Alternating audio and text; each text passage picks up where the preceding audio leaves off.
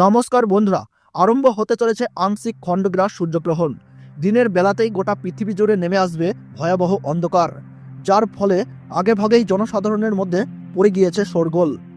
আংশিক খণ্ডগ্রাস সূর্যগ্রহণে বিশাল প্রভাব পড়বে বিশ্ববাসীর জীবনে। বিগত প্রায় 150 বছরের মধ্যে সবথেকে বড় ও বিরল মহাজাগতিক সূর্যগ্রহণ শুরু হচ্ছে।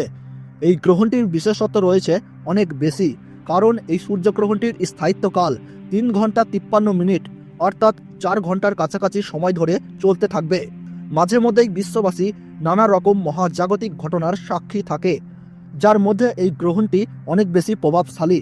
তো বন্ধুরা, ভারতবর্ষ ও বাংলাদেশের কোন কোন জায়গা থেকে দেখা যাবে এই গ্রহণটি, তার ওই পাশাপাশি ভারতবর্ষ ও বাংলাদেশের সময় অনুযায়ী এই গ্রহণটি কখন শুরু হবে এবং কখন শেষ হবে, গ্রহণের মধ্য সময় কখন থাকছে, কতক্ষণ পর্যন্ত গ্রহণের প্রভাব, সূতককাল কখন থেকে শুরু হচ্ছে, গ্রহণের সময় কি কি নিয়মকানুন আপনারা পালন করবেন, বিশেষ করে গর্ভবতী মহিলা ও শিশুরা এই সময়ে কি কি করবেন আর করবেন না। তো এই সমস্ত বিষয়কে কেন্দ্র করে বড় বড় জ্যোতিষবিদ তথা তাবর তাবর বিজ্ঞানীরা কি কি সতর্ক বার্তা জানিয়ে দিয়েছেন, তো তাই কিন্তু আমি আজকে আপনাদেরকে জানিয়ে দেব এই ভিডিওটির মাধ্যমে।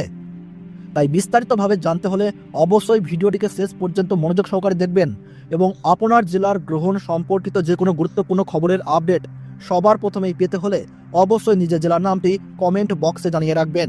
ভিডিওটি ভালো লাগলে ছোট্ট একটি লাইক দিয়ে উৎসাহিত করবেন এবং চ্যানেলটিকে সাবস্ক্রাইব করে পাশে থাকা বেল বাটনটি অল করে রেখে দেবেন, যাতে পরবর্তী ভিডিওর আপডেট সবার প্রথমেই পেয়ে যেতে পারেন। এই আংশিক খণ্ডগ্রাস গ্রহণটিকে নিয়ে ইতিমধ্যেই মানুষের মধ্যে নানান কৌতূহলের শেষ নেই। আংশিক খণ্ডগ্রাস হওয়ার কারণে সূর্য কিন্তু ঢেকে যাবে, অর্থাৎ দিনের বেলাতেই কিন্তু নেমে আসবে রাতের ছায়া। পৃথিবীর সমস্ত জায়গা জুড়ে আকাশে দেখা যাবে চাঁদ ও তারা। জ্যোতিষ শাস্ত্রের মতে এই আংশিক খণ্ডগ্রাস সূর্যগ্রহণে গর্ভবতী মায়েদের পাশাপাশি শিশুদের জীবনেও কিন্তু পড়বে ভয়ঙ্কর প্রভাব, এবং সেই প্রভাব থেকে বাঁচতে হলে সকলকেই কিন্তু নানা বিধিনিষেধ মেনে চলতে হবে। তার ওই পাশাপাশি আপনারা কিন্তু এই সময় কোনোভাবেই আতঙ্কিত হবেন না। ফাঁকা স্থান বা শ্মশান বা দূষিত জায়গা থেকে দূরে থাকবেন। গ্রহণের সময় ছুরি, কাঁচি বা ধারালো কিছু জিনিস দিয়ে কোনো কিছু কাটাকাটি করবেন না। এই সময় কারোর সাথে মনোমালিন্য, ঝগড়া বা বিবাদে জড়াবেন না। নখ বা চুল কাটা থেকে বিরত থাকুন। গ্রহণ শুরু থেকে শেষ হওয়ার সময় পর্যন্ত কোনো কিছু খাবেন না। তার ওই পাশাপাশি অপরের নিন্দা করবেন না, তাতে কিন্তু আপনার জীবনে খারাপ প্রভাব পড়তে পারে। এবং গ্রহণ শেষ হলে অবশ্যই স্নান করবেন এবং নিজ নিজ ইষ্ট দেবতার পাঠ করবেন। সেই সঙ্গে গরিব মানুষদের দান ও সেবা দেওয়ার চেষ্টা করুন। পারলে পশু পাখিদেরকেও খাবার দিয়ে তাদের সেবা করুন, তাতে এই গ্রহণের অশুভ প্রভাব থেকে রক্ষা পেয়ে সফলতা পাবেন। তো ভারতবর্ষ ও বাংলাদেশ থেকে এই আংশিক খণ্ডগ্রাস সূর্যগ্রহণ শুরু হচ্ছে 29শে মার্চ 2025 সাল, বাংলা 15ই চৈত্র 1431 সাল শনিবার।